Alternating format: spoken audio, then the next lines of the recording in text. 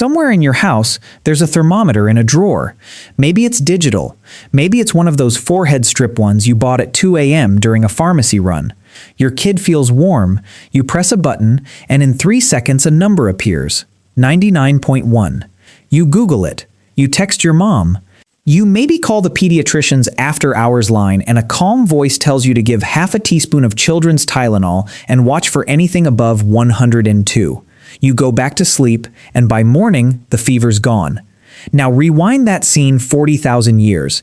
You're in a rock shelter in what is now southern France. It's the middle of winter. Your infant is lying against your bare chest because that's the only warming technology you have. Your own skin. The baby feels hot.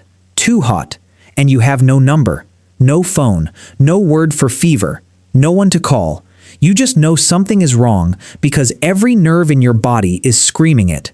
So the question is simple. For tens of thousands of years, with no thermometers, no medicine, no doctors, no language for half the symptoms we take for granted, how did ancient humans figure out when their baby was actually sick? The first thing you need to understand is that your ancestors weren't guessing. They were reading. The human body is basically a diagnostic billboard if you know what to look for, and ancient parents had one massive advantage over you. They were in constant physical contact with their children, not occasional contact, not "I'll check on the baby in the crib" contact. We're talking skin to skin, body to body, virtually every hour of every day for the first 2 to 3 years of life. Anthropologist James McKenna at the University of Notre Dame has spent decades studying what he calls the mother-infant sleep dyad, basically the biological system that activates when a mother and baby sleep in direct contact. His research shows something remarkable. In this arrangement, the mother's body unconsciously synchronizes with the infant's. Her breathing rate adjusts, her heart rhythm shifts, and critically, her skin becomes an extraordinarily sensitive thermal sensor. A temperature change of less than 1 degree Fahrenheit on the baby's skin surface triggers a measurable physiological response in the mother's body. She wakes up, she adjusts, she acts. Think about that for a second. You need a digital thermometer. Your ancestors needed their own chest. This wasn't some mystical intuition. It was biomechanics. The human female breast can actually detect a temperature change in a nursing infant and respond by adjusting its own surface temperature, cooling down when the baby is too warm, warming up when the baby is too cold. A 2007 study published in the journal Acta Pediatrica found that the mother's breast skin temperature could fluctuate by up to 2 degrees Celsius in direct response to the infant's thermal state. Your ancestor's body was, in a very real sense, a living thermostat, and it worked in both directions. But temperature was only one channel, and fever was only one problem. Here's what nobody tells you about ancient infant illness. The biggest killer wasn't dramatic. It wasn't infection or predators or the cold. It was dehydration.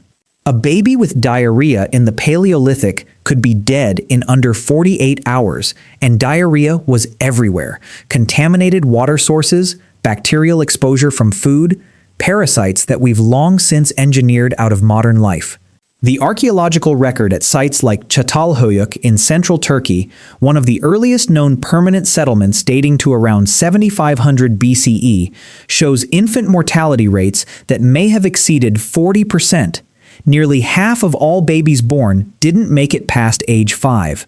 And a huge proportion of those deaths trace back to gastrointestinal illness, the kind that starts with a subtle change in the baby's stool and ends with catastrophic fluid loss.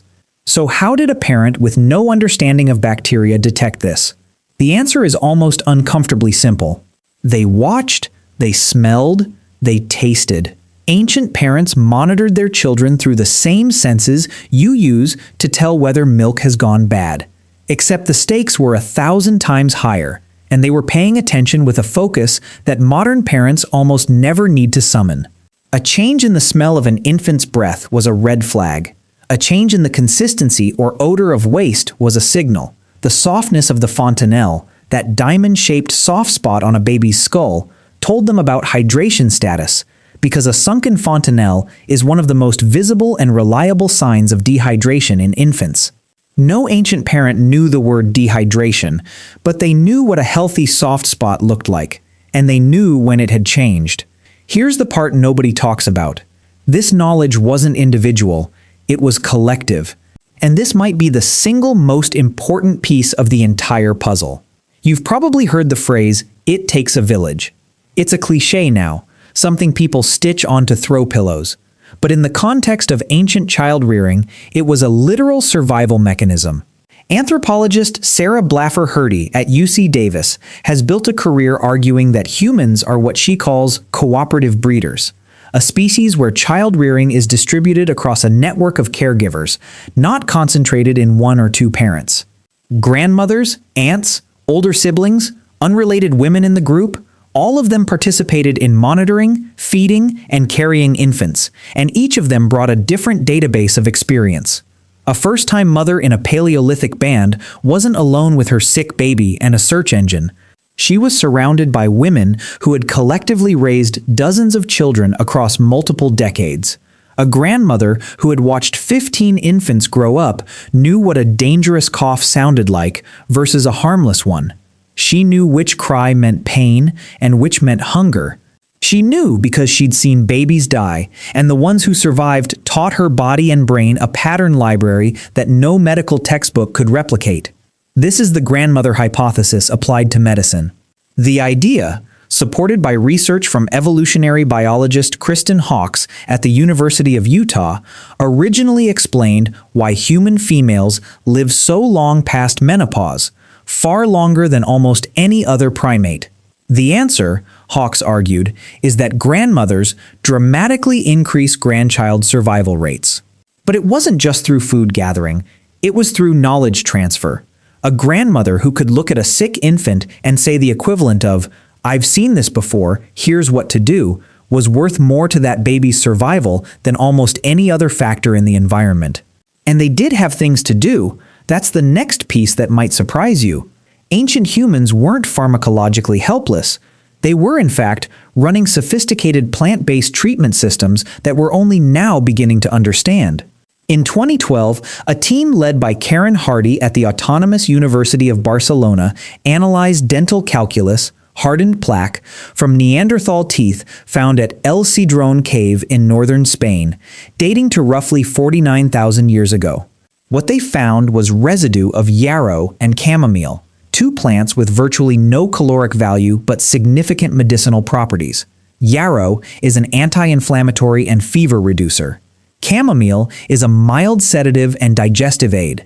These weren't food, these were medicine, and someone was deliberately consuming them. Now here's where it gets really interesting. Neanderthals aren't even our species, they're our cousins, which means the practice of identifying and using medicinal plants likely predates the split between Homo sapiens and Homo neanderthalensis, pushing it back at least 400,000 years, possibly further. By the time anatomically modern humans were raising babies in the Upper Paleolithic, they had access to a pharmacopoeia, a medicine cabinet basically, built on hundreds of thousands of years of accumulated trial and error. Willow bark for pain, which contains salicin, the precursor to aspirin. Honey for wound treatment, which we now know has genuine antimicrobial properties. Certain clays eaten deliberately, a practice called geophagy that could bind to toxins in the gut and reduce diarrheal symptoms. Did these treatments always work? No. Did parents sometimes watch their babies die despite doing everything they knew how to do? Yes, constantly. The infant mortality numbers don't lie, but the fact that humanity is here at all, 8 billion of us, tells you something about the success rate of the system as a whole. And there's one more layer that most people miss entirely. Your ancestors didn't just diagnose with their senses and treat with their plants. They also used something that modern medicine is only recently starting to take seriously again: behavioral monitoring over time. A mother in a hunter-gatherer band didn't see her baby for 20 minutes in the morning and then hand the child to daycare. She was with that infant every waking and sleeping hour. She knew its baseline. She knew exactly how it moved when it was well, the specific rhythm of its kicks, the cadence of its babbling, the pattern of its nursing. And she noticed deviation. This is essentially what modern pediatricians call the sick child assessment. And it relies on something doctors describe as gestalt, an overall impression that something is wrong before you can point to a specific symptom. Studies at the Royal College of Pediatrics in London have shown that a parent's gut feeling that their child is seriously ill is actually one of the most reliable predictors of genuine clinical severity, more reliable in some studies than individual vital signs. When a parent says something is off, experienced clinicians have learned to listen. That instinct isn't magic. It's pattern recognition built on thousands of hours of close observation, and ancient parents had more of those hours than any parent alive today. Think about what this means. A modern parent might spend 4 to 6 waking hours per day in direct interaction with their infant. An ancient parent spent closer to 16. The observational data set was staggeringly larger.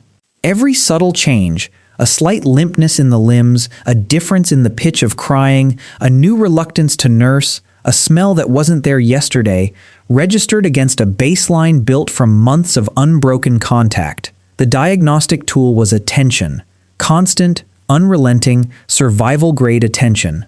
So here's what actually happened when a baby got sick 40,000 years ago. It didn't start with a thermometer reading, it started with a mother's chest registering warmth that shouldn't be there. It escalated when the baby's cry shifted pitch, when it refused the breast, when its soft spot felt different under a grandmother's practiced fingers. The network activated. Other women gathered. Someone who remembered a similar pattern from years ago suggested a plant remedy, crushed yarrow mixed with animal fat and rubbed on the chest, or a chamomile infusion dripped carefully into the baby's mouth. The mother held the infant skin to skin through the night, her body fighting the fever alongside the baby's, her breathing anchoring the child's, her sleep cycling in and out in short protective bursts. Sometimes it worked. Sometimes the fever broke by morning and the baby nursed again, and the band moved on, and nobody remembered it as anything remarkable. Sometimes it didn't work, and the loss was absorbed into a grief that had no clinical name but was no less devastating than anything felt in a modern emergency room. Winter came at your ancestors with dehydration, infection, fever, and 1,000 invisible threats they couldn't name.